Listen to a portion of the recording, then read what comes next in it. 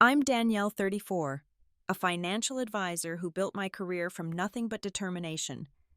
My husband Troy and I were attending Greenwich's most exclusive charity gala, a world where old money whispers and new money screams.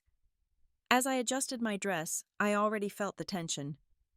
Troy's eyes weren't on me but scanning the room for bigger fish. I had no idea that by midnight, he would trade me for a millionaire's attention and leave me stranded. Before I tell you how my husband abandoned me for a millionaire that night, let me know where you're watching from and subscribe to hear what happened when I turned the tables on them both. Troy and I met 8 years ago at a networking event in downtown Greenwich. I was building my financial advisory business specializing in investment strategies for young professionals. He was just starting to make his name in luxury real estate. We clicked immediately over shared ambitions and middle-class backgrounds. Both of us wanted to succeed in a town where family names often mattered more than talent. I love how you talk about money without the silver spoon accent. Troy told me that first night his smile genuine and warm. Most people in Greenwich were born knowing the difference between hedge funds and private equity. We exchanged business cards, and by our third date, we were already discussing potential client referrals. Our skill sets complemented each other perfectly. My analytical mind balanced his natural charisma. I could create financial security while he could charm a room. Together we believed we could break into Greenwich's elite circles on merit alone. After dating for 2 years, Troy proposed on the small balcony of our rented apartment. The diamond wasn't large, but the promise was. "We'll build something amazing together," he said as he slipped the ring onto my finger. "Partners in everything." Our wedding was modest but joyful. We invited colleagues and the few clients we had managed to secure by then. We honeymooned in Maine rather than Maui, saving our money for what we considered more important, a down payment on our first home. The small colonial we purchased needed work, but it had potential just like our marriage. Weekends were spent painting walls and refinishing hardwood floors. Evenings were for comparing notes on clients and connections. We were building our dream one day at a time, unified in purpose and vision. The first 3 years of marriage were everything I had hoped for. Troy's real estate business gained traction as the market recovered. My client list grew steadily as I established a reputation for sound conservative investment advice. We upgraded our furniture piece by piece, celebrated small victories with champagne that got progressively more expensive, and genuinely enjoyed building our life together. The shift happened so gradually, I almost missed it. Troy started coming home later, citing evening showings and client dinners. His wardrobe evolved from department store brands to custom suits. He leased a Mercedes that stretched our budget but projected the right image to potential clients. "Perception is reality in luxury real estate," he explained when I questioned the expense. "No one trusts an agent who drives a Honda to sell them a $5 million property." I noticed him studying social media posts from Greenwich's elite, noting the restaurants they frequented, the vacations they took, the watches they wore. What had started as ambition was morphing into obsession. Meanwhile, my practice was thriving in a different way. I had found my niche advising technology entrepreneurs who suddenly found themselves wealthy after buyouts or IPOs. I taught them sustainable wealth management, focusing on long-term security rather than flashy displays. My clients appreciated my straightforward approach and Midwestern sensibility about money. "You're the only advisor who told me I couldn't afford the yacht." One client laughed. Everyone else was ready to help me finance it. As my reputation for honesty grew, so did my client list. I hired 2 associate advisors and moved to a better office space. Troy celebrated my successes, but I sensed something beneath his congratulations. Not quite jealousy, but perhaps resentment that my path seemed easier than his. The distance between us widened. Troy began attending charity functions and gallery openings alone, claiming they were work events where spouses weren't expected. When I checked his social media, I saw him tagged in photos with Greenwich socialites, his arm around waists that weren't mine, his smile broader than it had been at home in months. Our finances, once completely merged, began to separate. Troy opened a personal credit card I didn't have access to. When bank statements arrived, he grabbed them before I could see. Despite being a financial advisor, I found myself in the ironic position of not knowing my household's complete financial picture. "It's just easier this way," Troy insisted when I confronted him. "You have your business accounts, I have mine. We both contribute to the joint account for the mortgage and utilities. What's the problem?" The problem was the foundation of trust cracking beneath us. The problem was the growing sense that Troy saw me as a stepping stone rather than a partner. The problem was that despite these warning signs, I still loved him and believed we could find our way back to each other. When my wealthy client Lawrence Winters invited us both to his annual charity gala, I saw it as an opportunity. The event was legendary in Greenwich, held at his waterfront estate with a guest list that read like a Forbes ranking. This was exactly the kind of connection Troy had been desperate to make. "This could be huge for us," I told Troy, watching his eyes light up as he read the embossed invitation. "Lawrence specifically mentioned you. He has friends looking to sell properties on Round Hill Road." For the first time in months, Troy and I went shopping together, selecting my gown and his tuxedo with the care of actors preparing for an award ceremony. For a moment, it felt like us against the world again, a team preparing for an important mission. "You look beautiful," Troy said on the night of the gala, and I allowed myself to hope that this evening might be the beginning of a reconciliation. I couldn't have known it would instead be the end of everything I thought we were building. The Winters estate sprawled across 3 manicured acres on the Long Island Sound, its Georgian architecture illuminated against the night sky. Valets in red jackets took keys from Bentleys and Maseratis. Women in designer gowns floated up the limestone steps, diamonds catching light from the crystal chandeliers, visible through towering windows. My midnight blue gown had cost more than I was comfortable spending, but standing among Greenwich's elite, I was glad for the investment. Still, no amount of designer fabric could fully disguise my middle-class sensibilities. I felt the familiar imposter syndrome creeping in as we entered the grand foyer. Troy, by contrast, looked completely at ease. He handed our invitation to the attendant with the practiced nonchalance of someone born to privilege, rather than someone who had studied its movements like a second language. "Remember, half these people are just as fake as they think we are," he whispered, squeezing my hand before accepting 2 champagne flutes from a passing server. The ballroom gleamed with old money confidence. Crystal chandeliers reflected in the dark windows overlooking the Sound. A string quartet played unobtrusively in one corner. Conversations hummed at precisely the right volume, occasional laughter punctuating the sophisticated murmur. Lawrence spotted us almost immediately, breaking away from a conversation to greet me with European double kisses. "Danielle, the woman who doubled my daughter's trust fund. And this must be the husband you speak so highly of." Troy shook Lawrence's hand with just the right pressure. "Your home is extraordinary, Mr. Winters. The molding details alone must have taken artisans months." Lawrence nodded approvingly at the observation and began introducing us to a circle of Greenwich's most influential residents. Troy charmed them effortlessly, asking informed questions about their properties, vacations, and children's universities. I contributed when the conversation turned to investments or market trends, but increasingly found myself standing slightly outside the circle, Troy's hand no longer at the small of my back. I was midway through a conversation with Lawrence's wife about their foundation when I noticed Troy's attention had wandered completely. His eyes were fixed on a woman across the room, and striking in a red gown that contrasted dramatically with her silver hair. Even from a distance, I could tell she was impeccably maintained in that way that speaks of wealth rather than mere beauty. "That's Vivian Lancaster," Mrs. Winters supplied, following my gaze. "Recently divorced from that tech security genius. Walked away with $500 million and their Aspen compound. She's quite the catch on the Greenwich dating market these days." I watched as Troy excused himself from his conversation and made a casual path toward the bar that just happened to position him near Vivian. My stomach tightened as I saw him accidentally bump into her apology, transforming seamlessly into introduction.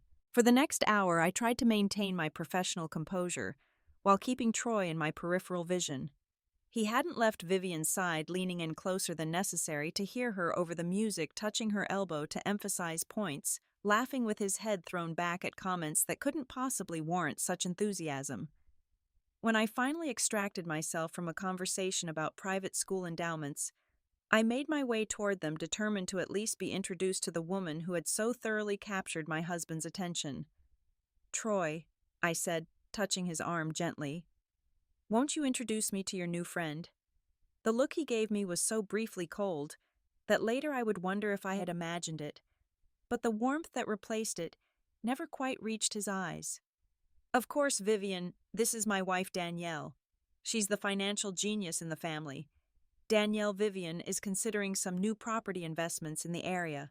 Vivian extended a manicured hand, diamonds flashing on her slim fingers. "Lovely to meet you. Troy has been giving me the insider's perspective on Greenwich real estate. Apparently, I've been overpaying for years." Her laugh was practiced perfection. Troy joined in a beat too eagerly. "I should find Lawrence and thank him for the invitation," I said, recognizing dismissal in their body language, the way they were angled toward each other and away from me. "You do that, babe," Troy replied, already turning back to Vivian. "I'll catch up with you later." I retreated to the terrace, needing a moment of cool air and solitude. Below, the sound lapped gently at the private beach, indifferent to the human dramas unfolding above. I was considering whether to simply call a car and leave when I heard Lawrence's voice behind me. "Your husband is making quite an impression on Vivian Lancaster," he said, joining me at the stone balustrade. "Though I'm not sure it's the professional kind." I forced a smile. "Troy's always been good with clients." Lawrence gave me a look that contained too much sympathy. "I've known Vivian for 20 years, Danielle. She's not looking for a real estate agent tonight. She's looking for a distraction from her divorce." Before I could respond, another guest joined us, and the conversation mercifully shifted to market predictions for the coming quarter. I maintained my professional demeanor, offering insights and deflecting questions about personal investments, all while acutely aware that my marriage might be unraveling inside. After what seemed an appropriate interval, I excused myself to look for Troy. He wasn't in the ballroom or the adjacent library where some guests had gathered for quieter conversation. A helpful server mentioned seeing a couple step out into the garden. The path through the formal garden was lit by discreet landscape lighting, just enough to prevent guests from stumbling but dim enough to encourage indiscretion. I followed it around a tall hedge and stopped short. Troy and Vivian stood close together beside a stone fountain. His hand rested on her waist, her head tilted up toward his. I couldn't hear their words clearly, but the tone was unmistakable. Then I caught a fragment that froze my blood. "Just a starter marriage. She was useful when I was building my business, but I've outgrown her. Danielle doesn't understand the world we operate in." I must have made a sound because they both turned. Vivian had the grace to look momentarily embarrassed. Troy's expression was harder to read. "Danielle," he said, neither apologetic nor particularly surprised. "Vivian was just showing me the new landscaping Lawrence installed." In the dark, my voice was steadier than I expected. How thoughtful of her. Vivian extracted herself from Troy's proximity. "I should check on my driver. I was thinking of heading home soon." "Actually," Troy said, his eyes never leaving my face, "I was hoping you might give me a lift. I have some properties near your neighborhood I'd love to discuss." The audacity stunned me into momentary silence. Around us, I became aware of other guests who had wandered into the garden, now watching our tableau with poorly disguised interest. "Troy," I said quietly, "we came together. We should leave together." He reached into his pocket and pulled out his car keys, tossing them so unexpectedly that I fumbled the catch. They fell to the gravel path with a sound that seemed unnaturally loud. "Find your own way home," he said with a smile that didn't reach his eyes. "I have bigger opportunities to pursue tonight." Several gasps from our unwilling audience punctuated his cruelty. Vivian looked between us, a calculation visible behind her perfect makeup. "My car is waiting whenever you're ready, Troy," she said, apparently having made her decision. She gave me a look that contained perhaps a trace of apology before turning toward the front of the estate. Troy followed without looking back, leaving me standing alone by the fountain car keys at my feet, the weight of strangers' pity settling around me like an unwanted shawl. I waited until they were out of sight before bending to retrieve the keys, my fingers trembling slightly. When I straightened, Lawrence stood nearby, his expression grave. "Let me call you a driver, Danielle. You shouldn't have to drive yourself after this." I shook my head, dignity the only armor I had left. "Thank you, Lawrence, but I'll be fine. I've always been good at finding my way, even when the path changes unexpectedly." As I walked back through the garden, then the ballroom, and finally to the valet stand, I felt eyes following me, heard whispers behind manicured hands. The humiliation burned hot in my chest, but beneath it something else was kindling. Something that felt surprisingly like liberation. The drive home in Troy's precious Mercedes felt surreal. The leather seat still held his body heat. His expensive cologne lingered in the air, and the satellite radio was tuned to the classic jazz station he preferred for impressing clients. I switched it to the pop station he always complained made him feel old, and rolled down all four windows despite the October chill. Traffic on the Merritt Parkway was light at this hour. The yellow lines of the road blurred as unexpected tears filled my eyes. I blinked them away furiously, refusing to cry while operating a vehicle that cost more than my annual income as a financial advisor. "This is not your failure," I said aloud to the empty car. "This is not your shame," but the words rang hollow against memories that flooded unbidden. Troy surprising me with breakfast in bed on our first anniversary, dancing in our socks on the hardwood floors of our first home after closing, planning our future over takeout containers and cheap wine. Had it all been calculation rather than love? Had I been a stepping stone all along? The house was dark when I arrived, the silence emphasizing its emptiness. I moved through the rooms, switching on lights, as if brightness could somehow fill the void Troy's betrayal had created. In our bedroom, his closet door stood ajar. Designer suits hanging in perfect order. On his nightstand, a book on wealth management I'd given him lay bookmarked halfway through. My phone pinged with a text message. "Staying out tonight. Don't wait up." No explanation, no apology, just the casual disregard of someone who had already moved on. I sat on the edge of our bed, phone clutched in my hand, and finally allowed the tears to come. They weren't gentle tears of sadness, but hot, angry tears of humiliation and betrayal. I cried for the marriage I thought we had, for the partner I believed Troy to be, for the future we had planned together that now lay in ruins around me. I cried until my throat hurt and my eyes were swollen, purging the shock and grief that had built since the moment in the garden. Then, with one final shuddering breath, I stopped. The room fell silent except for the tick of the antique clock Troy had insisted we needed for the right aesthetic. In that silence, something shifted within me.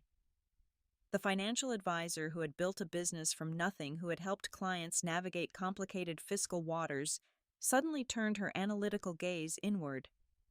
Troy had betrayed me emotionally, yes. But what else had he done?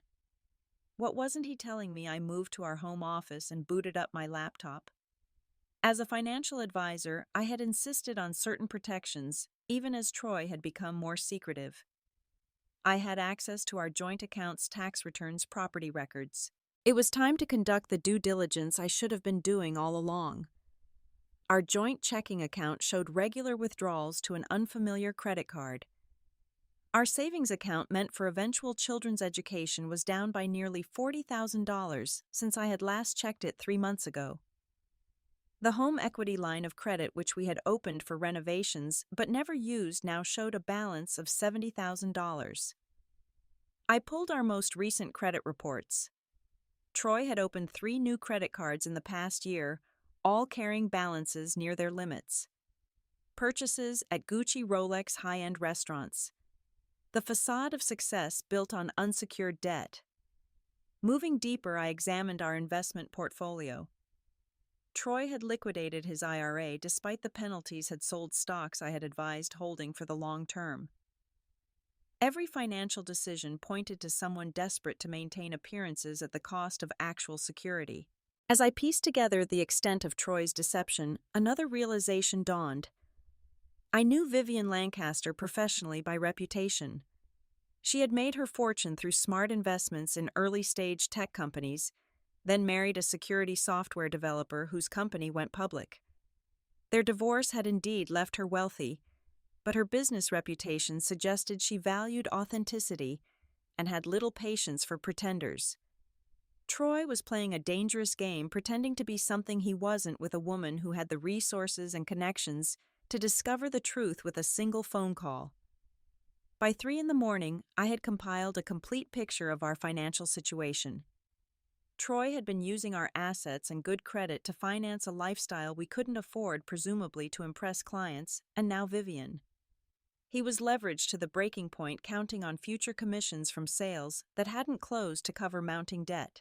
I reached for my phone and called Rita, a lawyer friend who specialized in high-net-worth divorces. It went to voicemail at this hour, of course. Rita, it's Danielle. I need to meet with you as soon as possible tomorrow morning. My marriage is over and I need to protect myself financially before things get messy. Call me. Next, I called my assistant, leaving instructions to reschedule my morning appointments.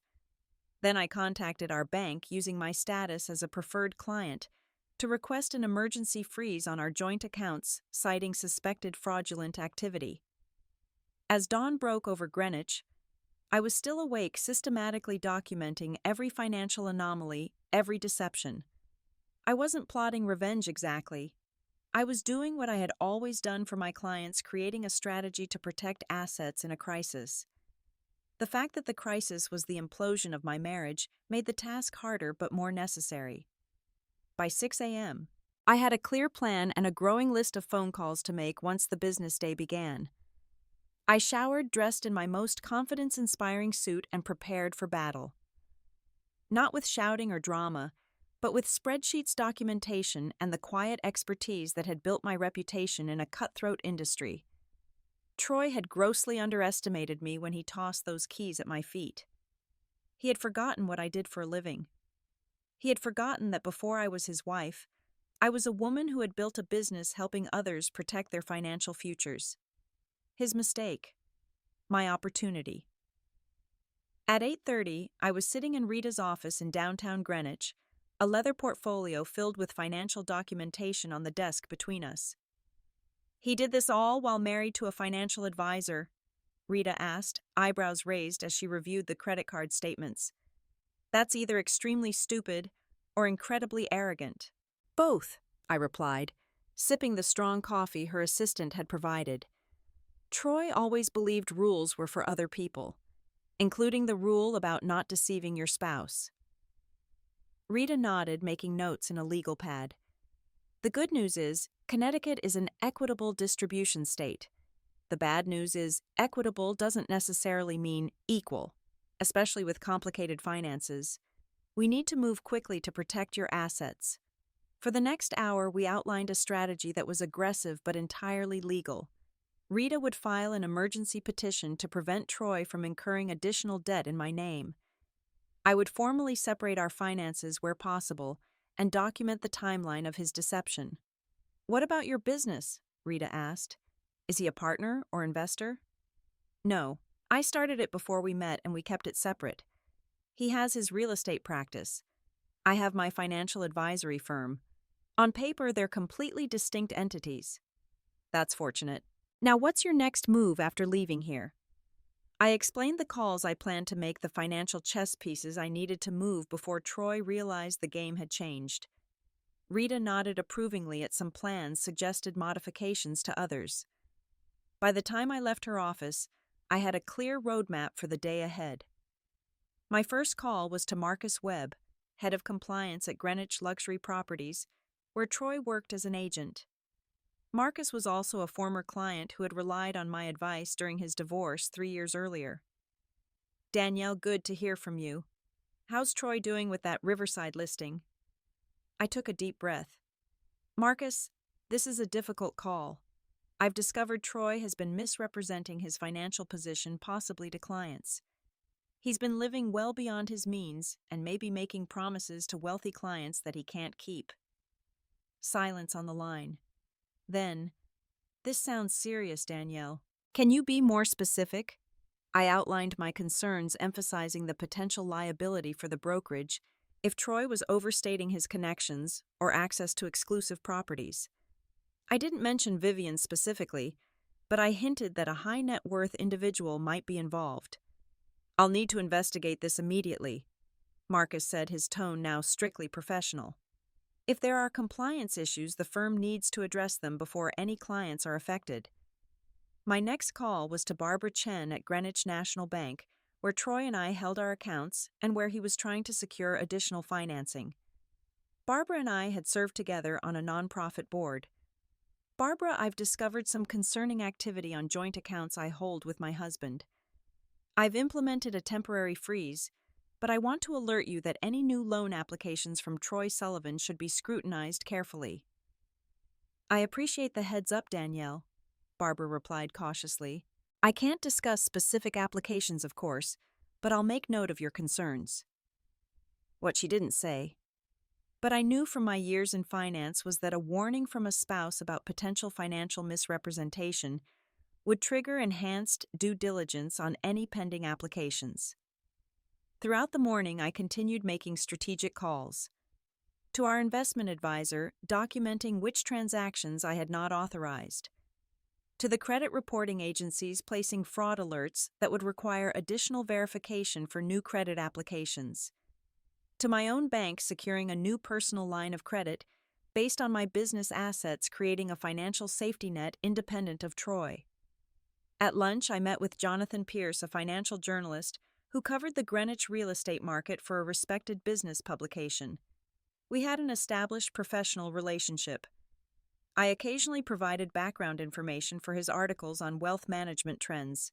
"I'm hearing rumors about agents inflating their sales records to attract high-end clients," I said casually as we ate our salads, "particularly in the 9-figure waterfront market." Jonathan's eyes sharpened with interest. "Any names you can share?" I shook my head. "Nothing concrete. But if you were investigating, you might look at listings that have been marketed as quietly available to select clients. Sometimes, those exclusive opportunities aren't as authorized as they appear." It wasn't a direct accusation, but it would prompt questions in the right circles. Questions that would make Troy extremely uncomfortable if he was indeed showing properties he wasn't authorized to represent, as I suspected from fragments of conversations I'd overheard. By mid-afternoon, my phone rang with a number I didn't recognize. I answered cautiously. "Is this Danielle Sullivan?" A woman's voice, cultured and controlled. "Yes, this is Danielle." "This is Vivian Lancaster. I believe we have something to discuss." My heart raced, but I kept my voice steady. "I agree. Would you prefer to meet in person?" "My office, 4 o'clock. She named an address in downtown Greenwich and disconnected without waiting for confirmation. I had 2 hours to prepare for a confrontation I hadn't anticipated coming so soon. I used the time to gather additional documentation and to center myself emotionally. This wasn't about jealousy or revenge. It was about truth and consequences. Vivian's office occupied the top floor of a renovated historical building, its reception area a study in understated luxury. The receptionist led me to a corner conference room with views of Long Island Sound, where Vivian waited, still elegant but more businesslike than she had appeared at the Gala. "Thank you for coming," she said, gesturing to a chair across from her. "I've learned some disturbing information about Troy Sullivan that I thought you should be aware of." I placed my portfolio on the table between us. "If it's about his financial situation, I'm already aware. If it's about his personal conduct, I witnessed that firsthand last night." Vivian studied me, reassessing. "You're more composed than I expected." "I'm a financial advisor, Ms. Lancaster. I deal with crises by analyzing data and implementing strategic solutions. Emotional outbursts rarely help either process." A slight smile touched her lips. "Call me Vivian. And you're right, of course. She slid a folder across the table. This morning, Troy presented himself as a potential investment partner in a development project I'm considering. He claimed to have significant liquid assets and investment capital ready to deploy. My due diligence team conducted a standard background check. I opened the folder to find essentially the same information I had compiled myself: Troy's mounting debt, the discrepancy between his lifestyle and actual income, questionable transactions that bordered on professional ethics violations. He's been living beyond his means for some time, I acknowledged, using our joint assets and credit to create an illusion of success. What I need to know, Vivian said, leaning forward, is whether you were aware of or involved in this deception. The question stung, but I understood its necessity. Today is the first day I've had a complete picture of our financial situation. I've already taken steps to separate my assets and alert relevant parties to potential issues. Vivian nodded, seemingly satisfied. I've invested in enough companies to recognize the difference between a co-conspirator and someone caught in the blast radius. You strike me as the latter. May I ask what you intend to do with this information? Professionally, I'll be reporting certain discrepancies to the real estate board. He made specific claims about property access that appear fraudulent. Personally, she paused, that depends partly on you. On me. I owe you an apology, Danielle. While I didn't know Troy was married until we were already at the gala together, I should have backed away immediately. Instead, I listened to his claims that your marriage was essentially over, that you had separate lives. That was my mistake. The admission surprised me. Thank you for that.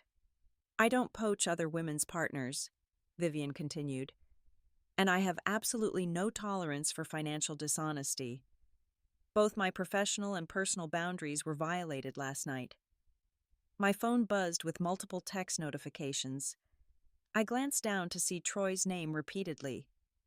The financial chess pieces were moving. It appears Troy is beginning to realize his position, I said, showing Vivian the screen without opening the messages. What exactly did you do? She asked, a note of admiration in her voice. I protected myself using perfectly legal means, I replied. The same steps I would advise any client to take when discovering financial deception by a spouse. The fact that the consequences are happening quickly is simply due to Troy's precarious financial position. He built a house of cards, and I simply removed one supporting element. As if on cue, my phone rang. Troy's desperate voice came through so loudly that Vivian could clearly hear it, even though I hadn't put it on speaker. Danielle, what the hell is going on? The bank just called about fraud alerts. Marcus is asking about client representations and my credit cards are being declined. What have you done?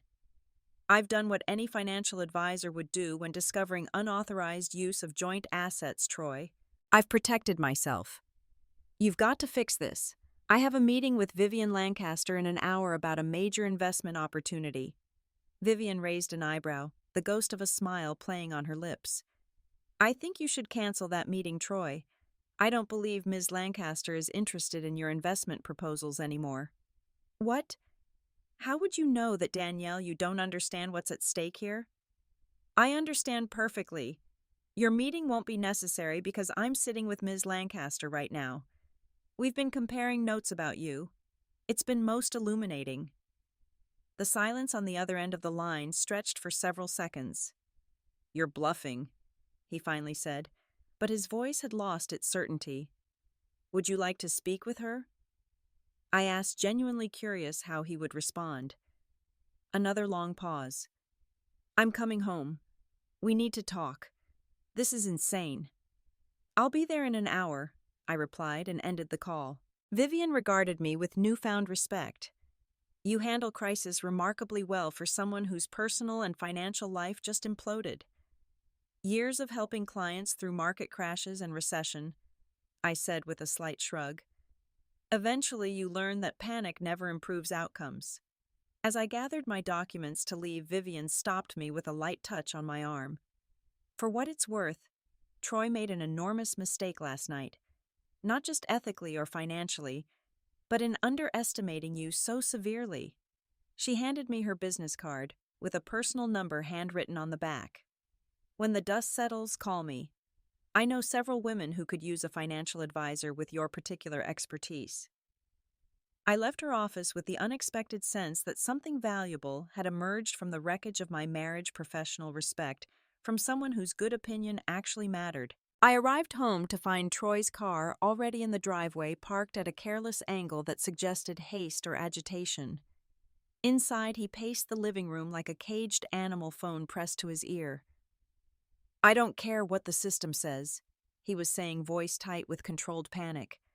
"I need that credit line open today. I have clients waiting on—" He spotted me in the doorway and froze. "I'll call you back," he said into the phone, then slowly lowered it. Troy looked nothing like the confident man who had tossed me his keys the night before. His usually perfect hair was disheveled, his expression harried. He had changed clothes but wore the haunted look of someone who hadn't slept.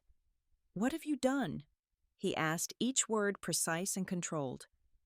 I set my portfolio on the coffee table and took a seat, deliberately calm. "I've protected my financial interests after discovering my husband has been misappropriating joint assets and accruing unsanctioned debt."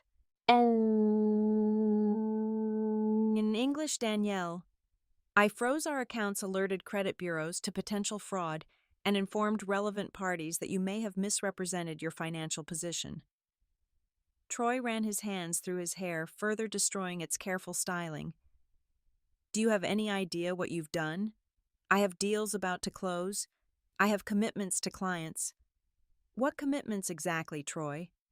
"Showing Vivian Lancaster properties you don't actually represent, promising investment opportunities using capital you don't have." His face paled. "What did she tell you?" "Enough to understand you've been operating far outside professional boundaries.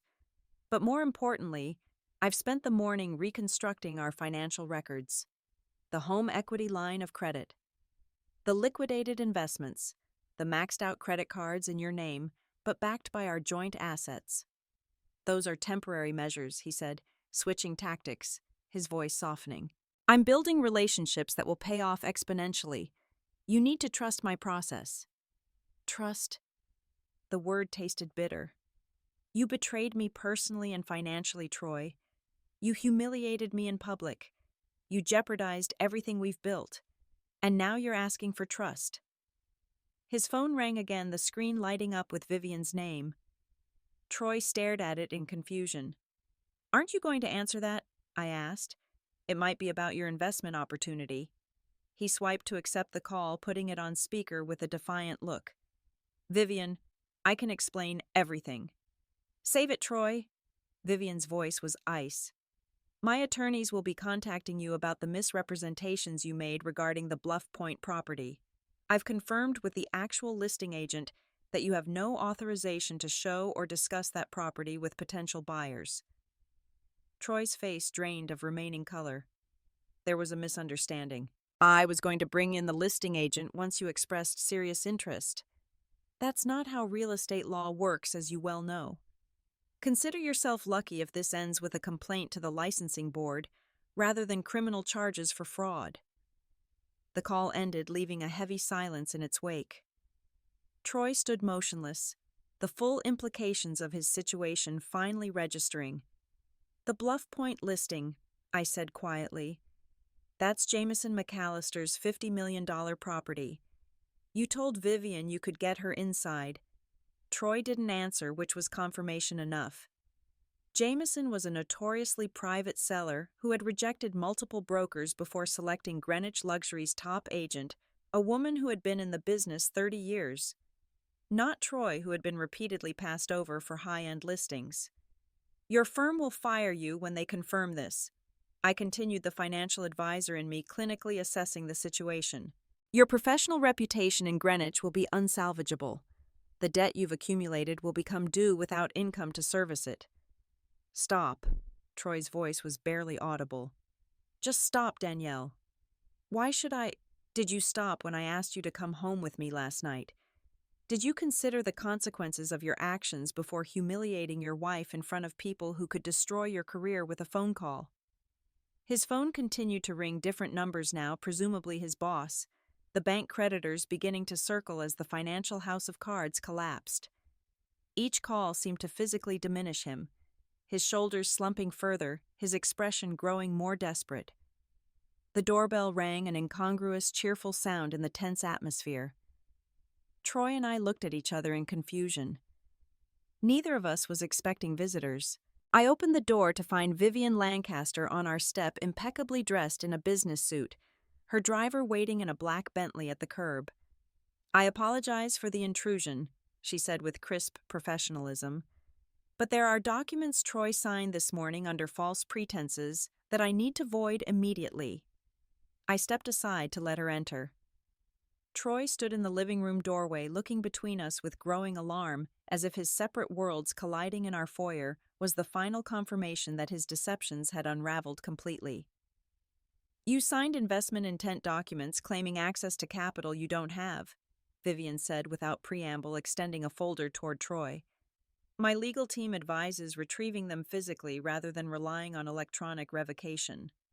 Troy took the folder mechanically. "Vivian, please. We can work something out."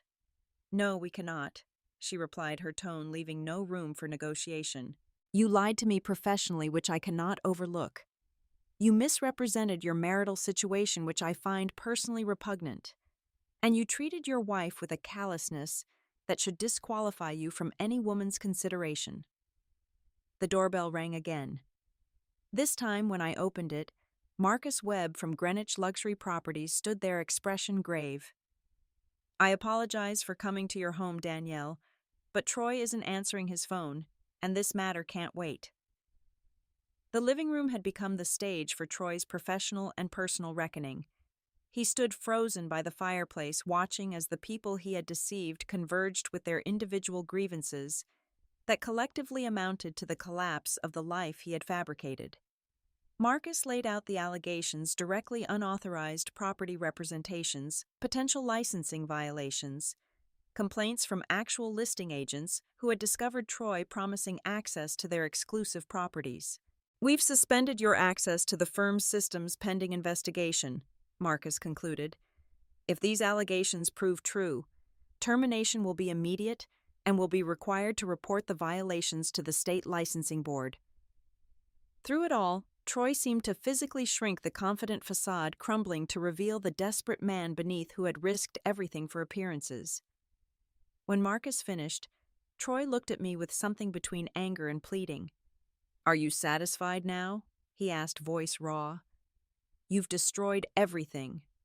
"No, Troy," I replied calmly. "You did that yourself when you decided that appearances mattered more than reality, when you chose to lie instead of build something genuine. I just refused to be collateral damage in your inevitable crash." In that moment, standing in our living room surrounded by the wreckage of Troy's deceptions, I felt an unexpected calm. The worst had happened. My marriage was over. My husband had betrayed me publicly, and yet I was still standing still, thinking clearly, still moving forward with purpose and dignity. Troy's phone continued to ring unanswered as Marcus and Vivian exchanged business cards. Two professionals united in their determination to address the violations Troy had committed. They left together, Vivian giving me a small nod of respect as she departed. Alone again, Troy and I faced each other across the room that had once been the heart of our shared life. The silence stretched between us, filled with all the things we had become, and all the things we would never be to each other again. "What happens now?" he finally asked, defeat evident in every line of his body. "Now," I said quietly, "you face the consequences of your choices, and I rebuild my life without you." The weeks following what I came to think of as the collapse unfolded with a momentum of their own. Troy moved out 3 days after the confrontation, taking only personal belongings and leaving behind the trappings of success he could no longer maintain. The lease on his Mercedes was terminated early. The designer suits were sold to a consignment shop. The expensive watch was returned to the jeweler who had financed it. My divorce filing moved through the system with the efficiency Rita had promised. Given the documented financial deceptions and Troy's rapidly deteriorating professional situation, he offered little resistance to the terms. In the end, he signed away his interest in our home in exchange for me assuming certain joint debts. A clean break was worth more than fighting over assets that had been largely illusory anyway.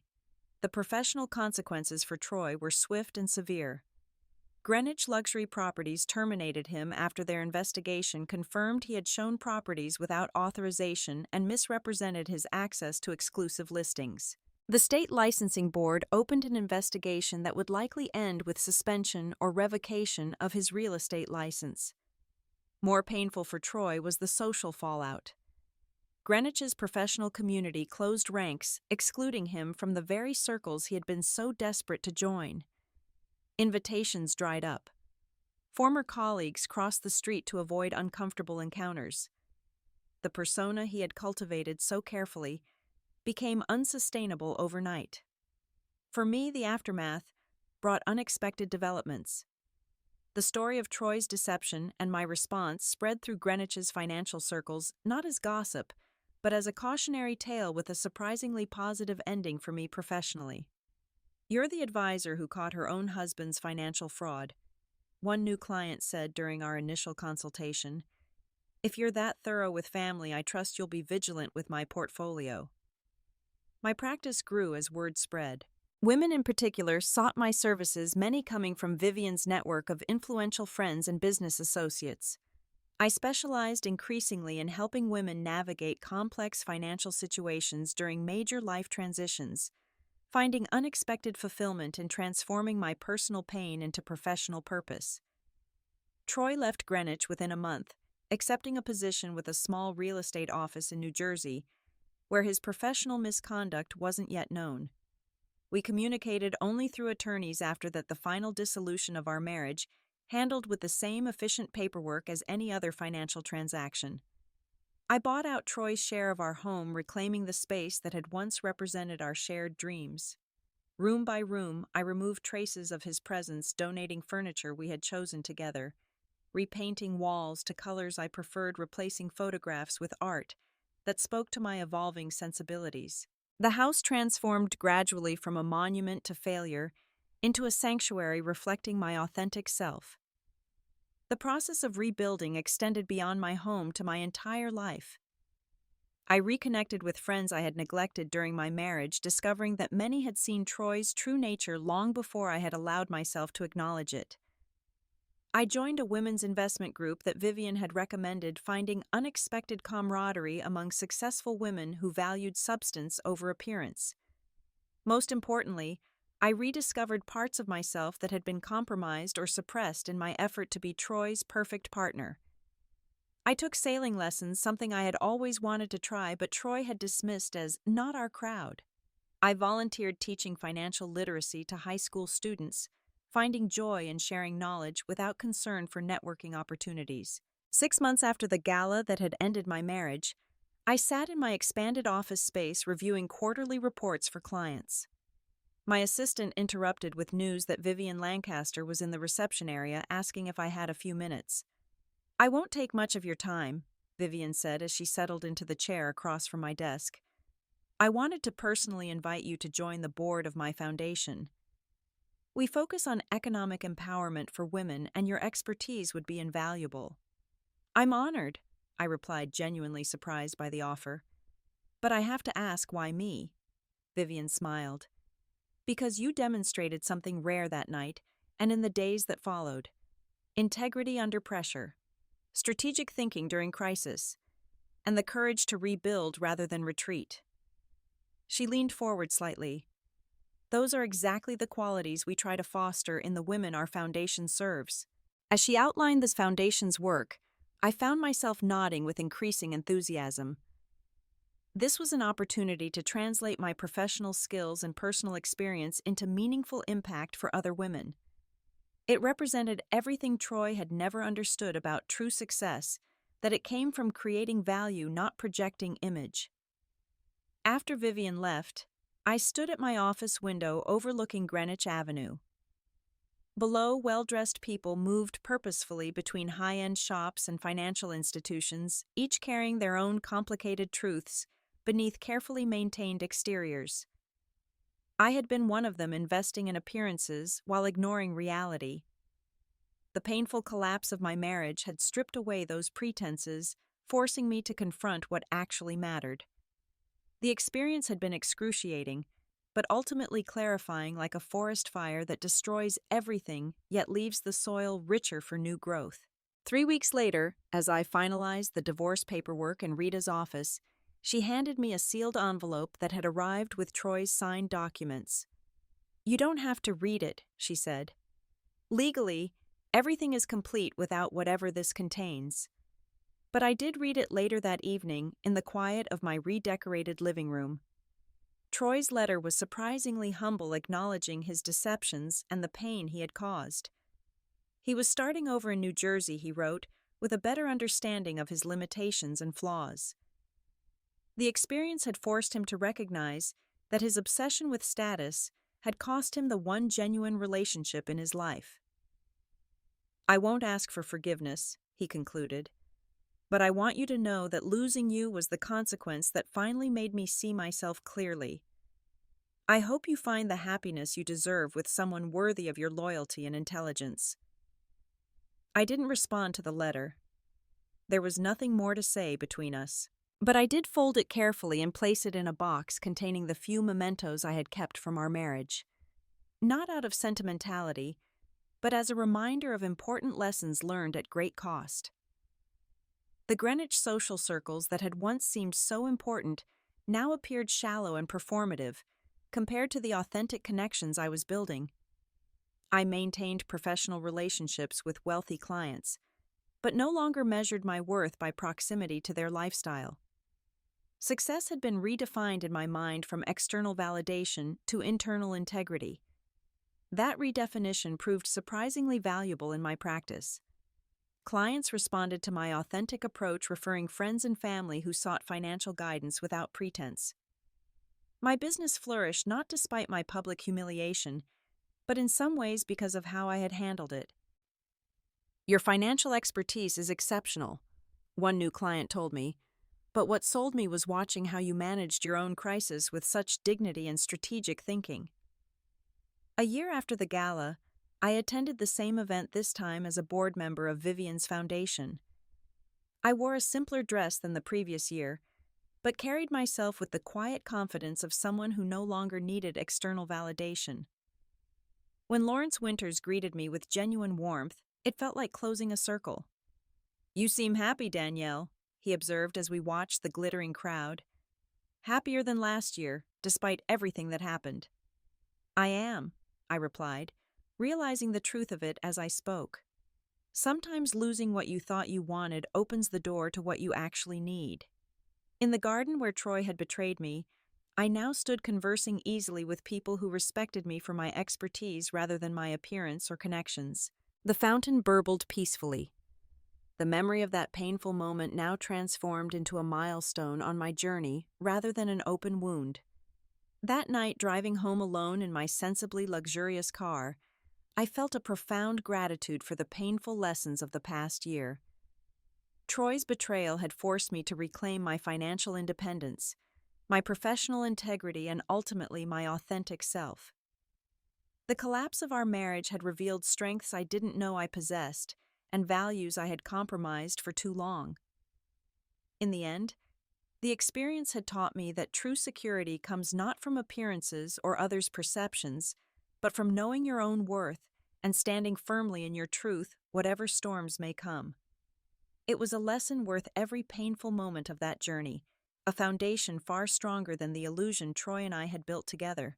As I pulled into the driveway of the home that was now truly mine, I realized that Troy had accidentally given me the most valuable financial advice of my career: invest in yourself first, because that's the only asset that can never be lost to someone else's deception.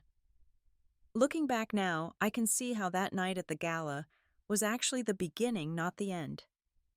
When Troy tossed me his car keys and walked away with Vivian, he thought he was trading up to a better life. Instead, he gave me the push I needed to reclaim mine. The journey hasn't always been easy. There were nights I cried myself to sleep questioning every decision I'd made in our 8 years together.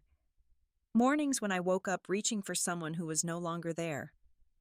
Moments when the silence in my home seemed to echo with failure rather than peace.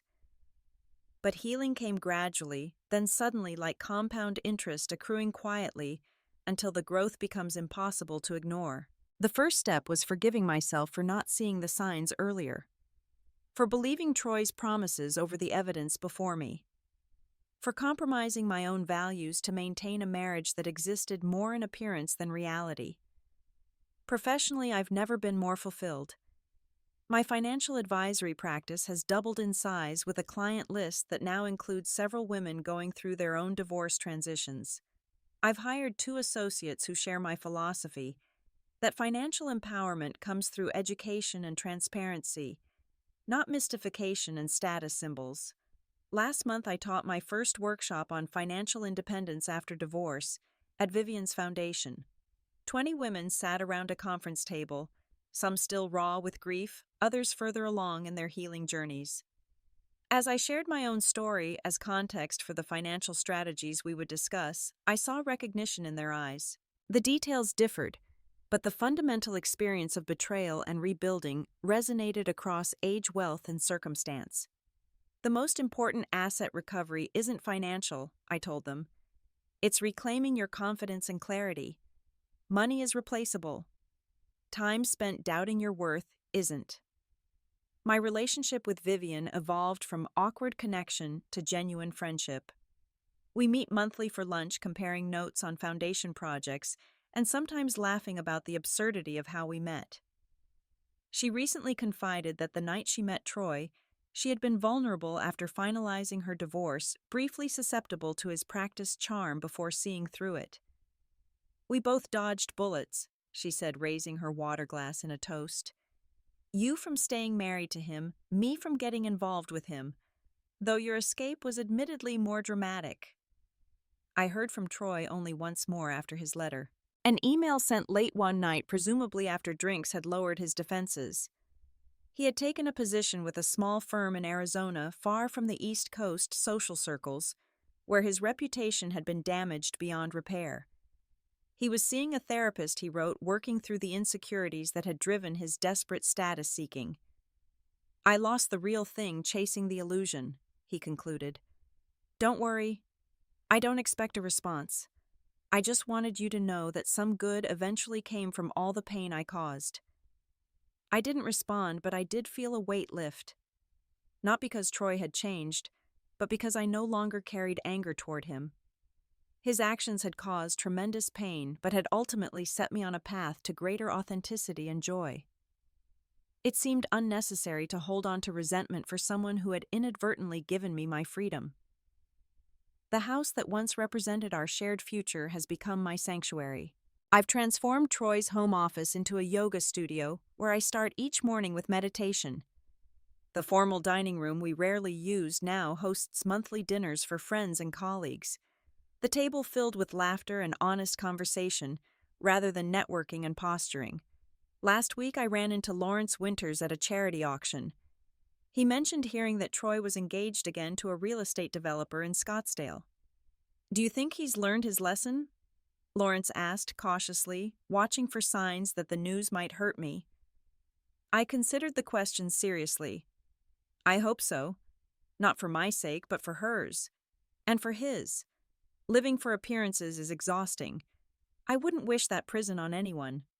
Lawrence nodded thoughtfully. "You know, the night he left with Vivian, I was furious on your behalf.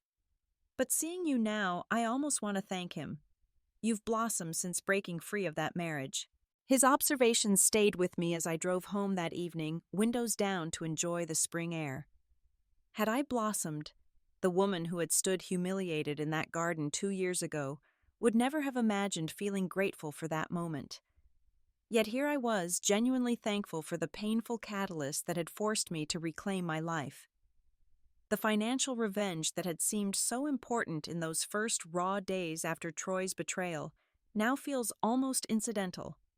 Yes, I had protected myself from financial ruin. Yes, I had exposed Troy's deceptions before they could damage me further. But the real victory wasn't in what happened to Troy. It was in what happened within me.